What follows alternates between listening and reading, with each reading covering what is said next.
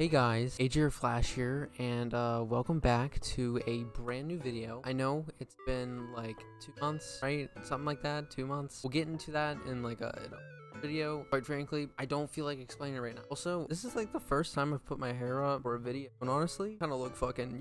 You can actually see my ears. It's kind of crazy. Also, I'm wearing what I wore whenever I was working out. Honestly, right now, I look pretty bad right now. Nonetheless, I feel like recording. I have the energy to do that right now. I'm just gonna go for it. Anyway, as you can tell from the title and the thumbnail of the video, this is what I've been listening to the past, like, I guess few months or whatever. What I say in these videos can change, but for the most part, I typically am pretty confident in what I'm saying, what I'm promoting, and what I want you guys to listen to. Also, I want to do this just because there's something that you're listening to that is new that maybe I would be interested in. I want to know what you guys are listening to, just to broaden my palette and just stuff to listen to in general. I listen to music every fucking day. So first, I do want to say Rex Orange County with Who Cares. This album was pretty solid. I've listened to it, I think, in total like 3 times, like front to back, and it's a solid album. Comparing it to Pony, I like Pony a little bit better, but to be completely honest, it kind of sounds the same. I've seen interviews with him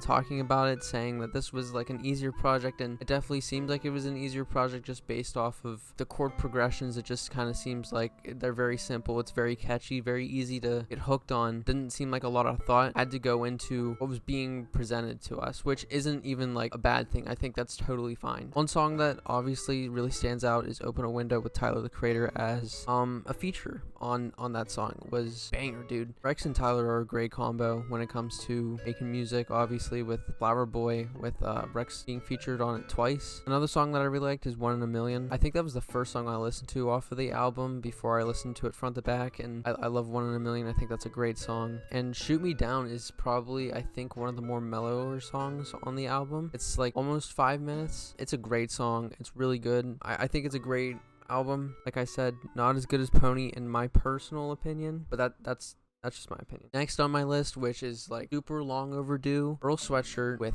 Sick. I love this album front to back. I think this is a very interesting album because Earl Sweatshirt's past projects have been very, not even sad, it just kind of seems like he's like depressed. This one, it seems like a completely different attitude with this album. He seems to be a lot more put together. Even just the way he's phrasing words and the way he's speaking, he sounds a lot more confident and just seems a lot more mature on this project. I mean, it's just honestly an incredible album. 2010, great song. I know that was a single off of the album or whatever, but great song. Tabula Rosa. I don't know if I'm saying that right. Speak for self, wondering who else really on it. The fucking piano, such a good song. Fire in the Hole is also a great outro track, great song to end the album. It really kind of just comes full circle. I don't know, it's just a really good way to end a project. Earl Sweatshirt album is so fucking good. Pouya, I know he dropped an album back in, I think, November of last year, and if I'm being 100% honest, at first I did really like it, but it didn't really grow on me as much. However, Dirt, Hurt, and Pain, I think that's a great EP. I don't know if he made that during the album or if that was something he did after the album. I enjoyed this EP more than I enjoyed the album. It feels like he's saying things more bluntly in this than he is off of the album. I feel like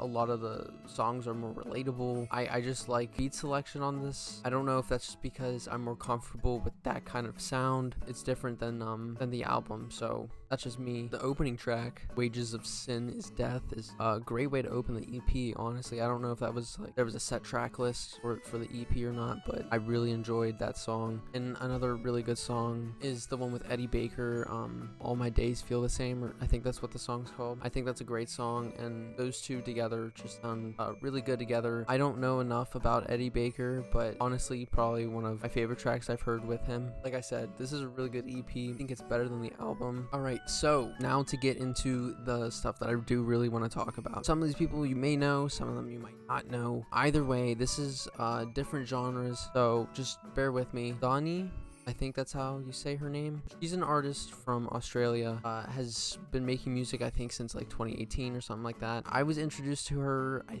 think 2 years ago because she dropped an album, but I honestly didn't even really listen to the album that much. I listened to Whore of Babylon, I think is what the EP is called. That's how I know who Zheani is. Now, Zheani hasn't dropped anything since, was it 2020, I guess?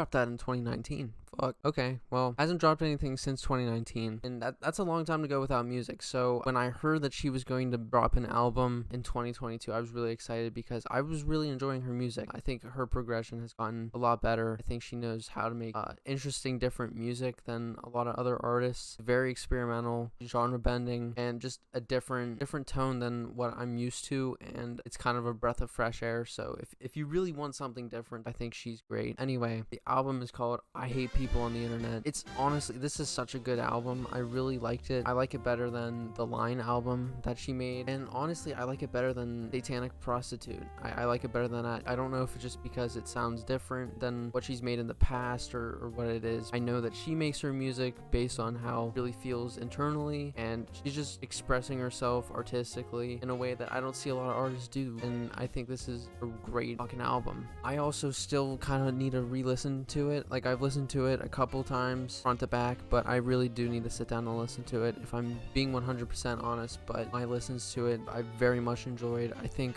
it's just a very different experience than the past albums she's made. You Saw, great song. It's pretty much 4 guitar chords, goes pretty hard, punkish kind of vibe. There was only one song that I really didn't like, which was Napalm. Everything else sounds great. A lot of high pitchy stuff, a lot of yelling and screaming, which I fucking like, and she just kills it. I really like this album a lot. So if you really want something different to listen to, I think I Hate People on the Internet is a great album to go to. I've been wanting to talk about this for a while. There is a little bit of controversy with who I'm about to talk about, mainly just because before I even go into it, I'm talking about Vane FM. They're touring right now, and if you don't know who Vane FM are, they're kind of a hardcore metal band. I don't really know the full story. I don't really know exactly what happened, and I don't know if it's really that big of a deal, but I guess there was an issue with like them being at this venue and the crowd was giving them a hard time, and I guess guns were pulled out and there were fights and shit. I don't really know the full details. I guess I gotta do research on it. Other than that, I've been listening to them for 2 years. Their music is super heavy and different than other hardcore bands. I know Airzone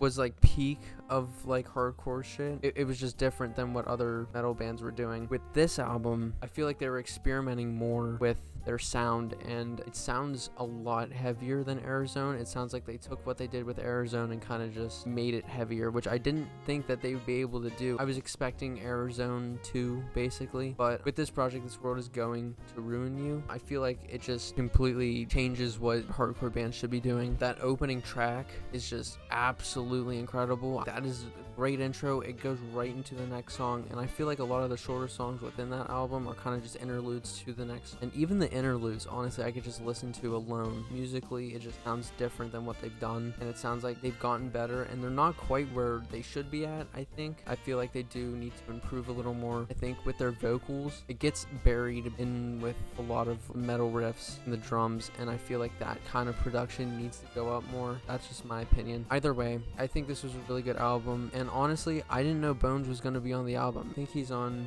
what's it called? Orgy in the Morgue, is what the song's called, I think, which is, I think, a great feature to have. I didn't even expect Bones to be on the album. I think Bones fits to it really well. You know, it's just a great album, you know, and I think the last track, for as long as it is, I think it's really good. I think it's a little overwhelming as far as how long it is. I feel like it leads up way too much in something way shorter than wanted it to be. Other than that, I really do enjoy this album a lot. I listen to it, I think, every fucking day. I've been going to the gym and I put it on in the car. Like, I literally listen to this all the time. This album is something I think a lot of hardcore bands just need to take notes on. I think this is a great album, and if you're really wanting to listen to a lot of heavy stuff, I think this is a great album to go to. Finally, on my list, we got Denzel Curry with Melt My Eyez See Your Future. This album is great. I think it deserves a lot more recognition. I think Denzel Curry in general just needs a lot more recognition for the music he makes. I think his energy is great. Now with this album, I feel like it's definitely different, and I feel like a lot of people have the exact same opinion I do. I think that this is a way more mature version of Denzel Curry we've ever gotten, ever. He's a lot more insightful, talking about black communities during COVID-19 and just other shit in general, with past friendships and just women and just shit like that. He's projecting his feelings, I think, a lot better, and he says how he feels way better than he does on any other project, I think, because he just bluntly says it. The samples and just the way the album sounds, it just sounds really smooth. Production on it is incredible. incredible. This is coming from someone that initially thought Taboo was better than this. I still kind of do in its own way, but I do have to say that the projection of feelings on this album from Denzel Curry is just absolutely incredible. Not to mention, I think whatever the fucking song is with JID and Josiah and Rico Nasty, Ain't No Way, that's what it is. Oh my god.